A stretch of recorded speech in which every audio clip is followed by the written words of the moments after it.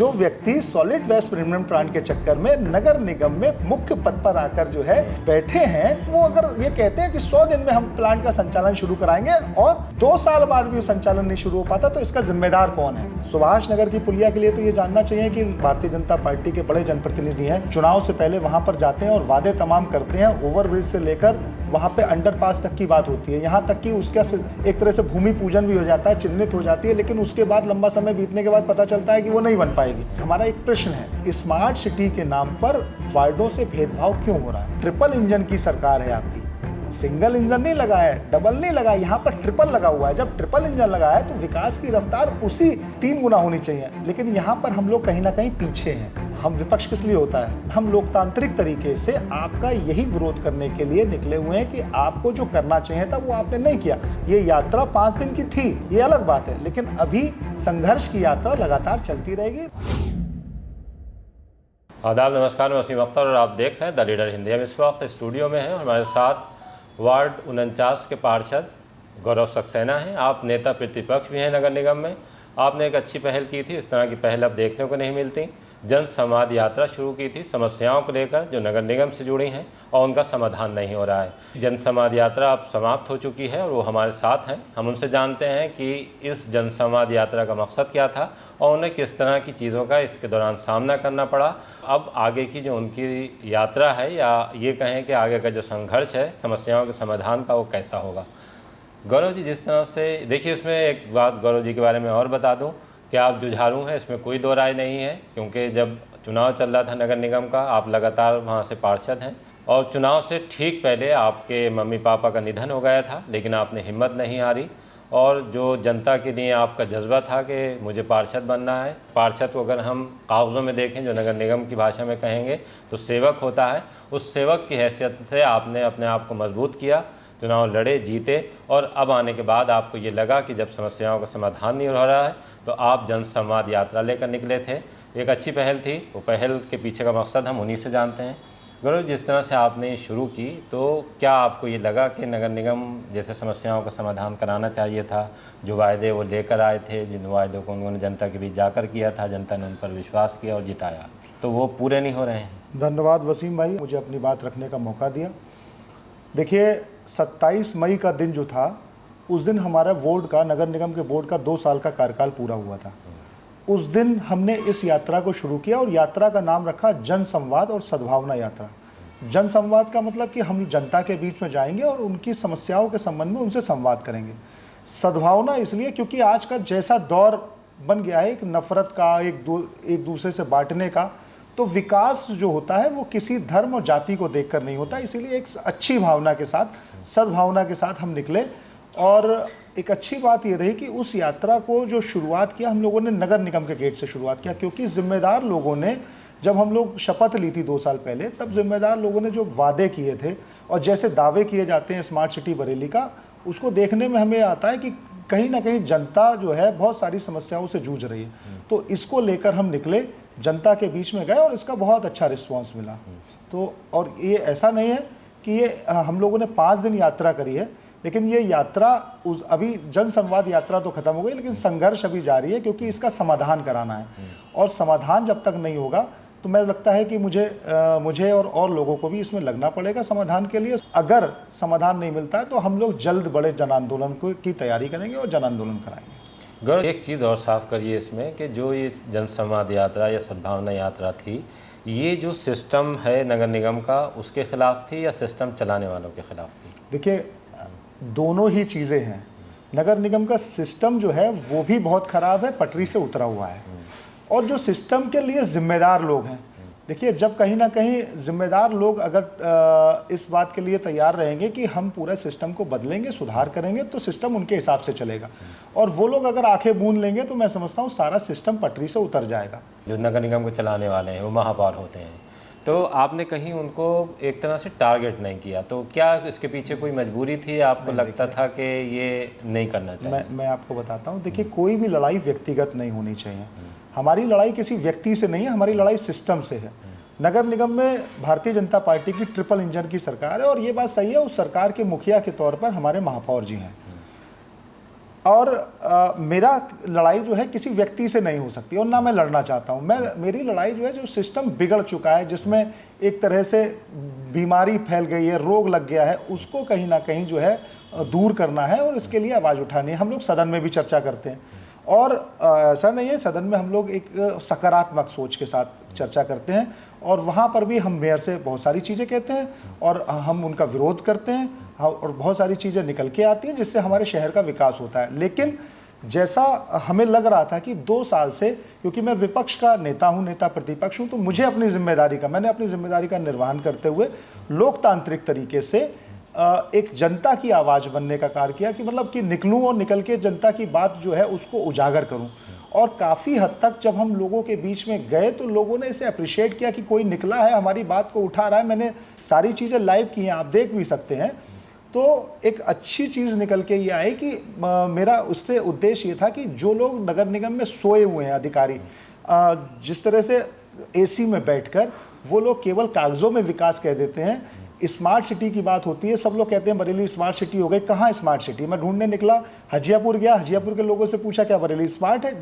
वहाँ पे जल भराव, वहाँ पे दिक्कतें बहुत ज़्यादा हैं, लोगों को बिना बरसात के जो है गंदगी में रहना पड़ रहा है।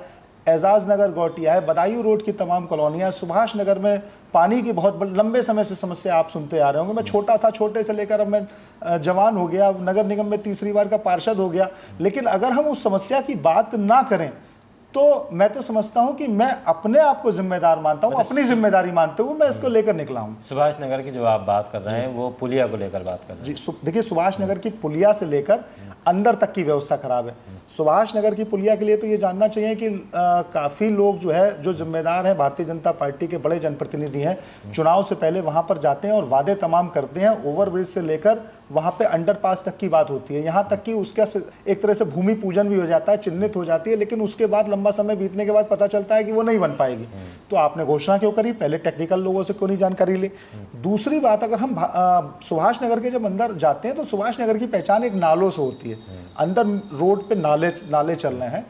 तब मैं जब घूमने जाता हूँ और जनसंवाद यात्रा के माध्यम से और लोगों से संवाद करता हूँ तो वहाँ लोग मुझे बताते हैं कि आश्चर्य की बात है कि हमारे नगर निगम में जो ट्रिपल इंजन की सरकार है उसके मुखिया वहाँ गए थे और अपने चुनाव के दौरान उन्होंने ये घोषणा करी थी कि ये नाले को हम यहाँ पे इसके ऊपर सड़क बनवा देंगे और उसके नीचे से बहुत अच्छा अंडरग्राउंड नाला चलता रहेगा, सड़क ऊपर चलती रहेगी, क्योंकि नाले के चक्कर में सड़कें बहुत पतली हो गई हैं और बरसात में वो नाले का पानी सड़क पे आ जाता है, लोगों को दिक्कतें होती हैं। और आज 2 साल के बाद भी वो लोग वहाँ नहीं पहुँचे। उन्होंने हमसे बताया कि उनके पास ऑन रिकॉर्ड ये बात है कि उनसे वादे किए गए थे। तो आप सुभाष नगर के पुलिया की बात हो, अंदर नालों की बात हो, जल भराव की बात हो, मैं तो कहता हूँ कि बरसात के दिन में एक दिन चलें, मैं भी चलने को तैयार हूँ। वहाँ पर रहेंगे, एक रात बिताएंगे, बरसात में रहेंगे, सड़क पर निकल कर जाएंगे। वो जो लोग जिम्मेदार हैं वो भी चले, मैं विपक्ष के नेता के तौर पे मैं भी जाने को तैयार हूँ, वहाँ रहने को तैयार हूँ, रुकने को तैयार हूँ। लेकिन समस्या का समाधान होना चाहिए वसीम भाई। इसलिए हम ये एक जो लोग नींद में सोए हुए हैं, क्या वो जनता नहीं है? वो टैक्स देते रहिए लोग, क्या उनको सड़क और नाली की सुविधा नहीं होनी चाहिए? उनको जलाभराव से मुक्ति नहीं होनी चाहिए? आप वादे करते हो शहर की जनता से कि 100 दिन के अंदर सॉलिड वेस्ट मैनेजमेंट प्लांट चालू हो जाएगा। अगर आपको मैं याद दिलाऊं, नगर निगम बरेली की राजनीति सॉलिड वेस्ट मैनेजमेंट प्लांट की कितनी बड़ी राजनीति हुई।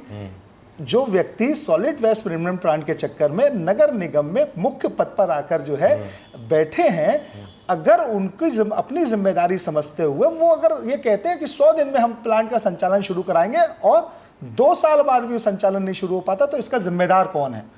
क्या नगर निगम प्रशासन की लापरवाही है जो उनकी सुन नहीं रही? आपकी ट्रिपल इंजन की सरकार, नगर निगम में जो जिम्मेदार लोग हैं वो टेंडर प्रक्रिया का बहाना करते हुए जो है हर बार इसको लिंगर ऑन करते हैं। Solid waste management plant Bareilly की जनता जानती है, जब पहले बनकर तैयार खड़ा था तब उसको वहां पे रोक कर उसको हटवाया गया, दूसरी जगह वहां पर स्थानांतरित किया गया। तो जो पहले जमीन थी उस जमीन का आज तक क्या किया?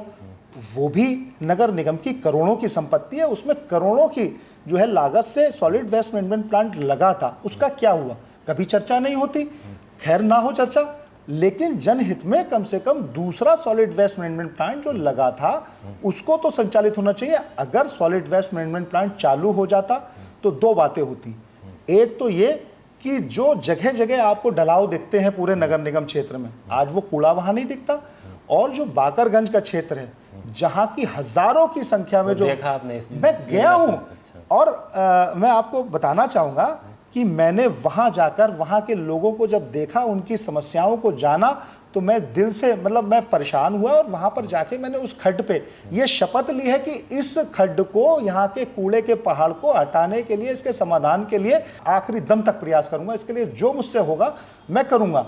तो लेकिन एक चीज़ देखिए, मैं भी बहुत लंबे टाइम से नगर निगम को देख रहा हूँ, जो कूड़े के पहाड़, अगर हम और जगहों की बात करें, कई ऐसी जगह थी, अगर हम दिल्ली से लेकर मुरादाबाद और गाज़ियाबाद तक और फिर उधर इंदौर की तरफ और सब जगह चले जाएं तो वहाँ भी इस तरह की प्रॉब्लम थी, लेकिन वहाँ की प्रॉब्लम सॉल्व हो गई है और यहाँ बनी हुई है। देखिए, एक सबसे बड़ी बात देखिए, बेसिक बात कि बाकरगंज शहर का हिस्सा है, शहर के अंदर है, और रोज जो है सैकड़ों टन जो है कूड़ा डेली वहां पर जाता है पड़ने के लिए। अब आप देखिए, शहर के बीचों बीच में पड़ रहा है। कभी वो शहर के बाहर हिस्सा रहा होगा, आपने डालना शुरू किया, आपकी जगह है, आपने डाला, आज वो पहाड़ हो गया, जगह नहीं बचती, वहां पर रोज जाम लगता है। अब आपको करना ये चाहिए कि वो जगह छोड़ के नगर निगम की शहर से बाहर कोई दूसरी जगह देख के, जहां किसी को समस्या ना हो, वहां पे डालना शुरू करें। सॉलिड वेस्ट मैनेजमेंट प्लांट को चालू करें। एक टारगेट रखें कि यहाँ का पहाड़ हम महीने में, 2 महीने में, 4 महीने में, 6 महीने में इसको बिल्कुल निस्तारित कर देंगे। और ये जब तक आप इसको सोचोगे नहीं, इसके लिए संकल्पित नहीं होगे, तब तक आपकी इच्छा शक्ति नहीं होगी, तब तक नहीं हो सकता। और आपकी इच्छा शक्ति होगी, आप सब करा सकते हैं। मैं फिर वही बात सवाल करता हूँ, ये ज़रूरी भी है कि ट्रिपल इंजन की सरकार है आपकी, सिंगल इंजन नहीं लगा है, डबल नहीं लगा है, यहाँ पर ट्रिपल लगा हुआ है। जब ट्रिपल इंजन लगा है तो विकास की रफ्तार उसी 3 गुना होनी चाहिए, लेकिन यहाँ पर हम लोग कहीं ना कहीं पीछे हैं।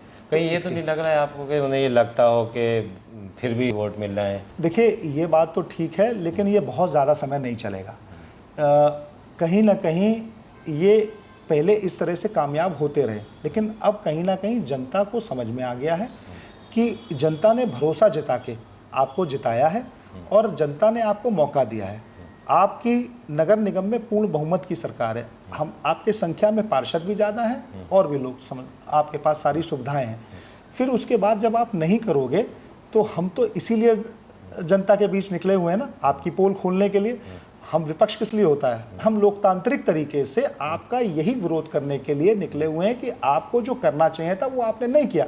हम जनता के बीच में इसी को लेकर जाएंगे। ये यात्रा 5 दिन की थी, ये अलग बात है, लेकिन अभी संघर्ष की यात्रा लगातार चलती रहेगी। मुझे जिस क्षेत्र में जनता द्वारा बुलाया जाएगा मैं वहां पर जाऊंगा और उनकी समस्या के समाधान के लिए प्रयास करूंगा। आगे क्या कदम है इसमें? देखिए, आगे जो है कोई भी समस्या का समाधान एक दिन नहीं हो सकता। हमने उनको समय दिया है, नगर आयुक्त जी को आखिरी दिन जितनी समस्याएं थी हमने उनसे मिलकर जो उनको ज्ञापन दिया। और जैसे आपने बताया भी, बहुत अच्छी बात हमारी यात्रा की ये रही कि जैसे विकास पुरुष के नाम से डॉक्टर IAS तोमर जाने जाते हैं, सुप्रिया आर्यन जी के ऊपर भी कोई भी कभी ब्लेम नहीं रहा, वो भी बहुत अच्छा उनका जो है कार्यकाल रहा। तो इन दोनों लोगों ने हमारी यात्रा को शुभारंभ कराया था, तो उसी तरह से यात्रा भी अच्छी रही हमारी, लोगों की समस्याओं को जाना। हमारे पार्टी के लोग भी, बड़े बड़े नेता भी हमारे साथ में थे। महासचिव जो है आदरणीय अताउर रहमान जी भी थे, पार्टी के जिला अध्यक्ष आदरणीय शिवचंद्र कश्यप भी थे, पूरी पार्टी भी साथ थी उस दिन।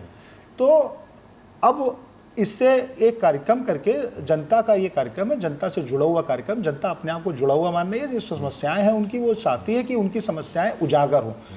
तो हम कुछ नहीं कर सकते तो कम से कम उनकी समस्याओं को सामने ला सकते हैं।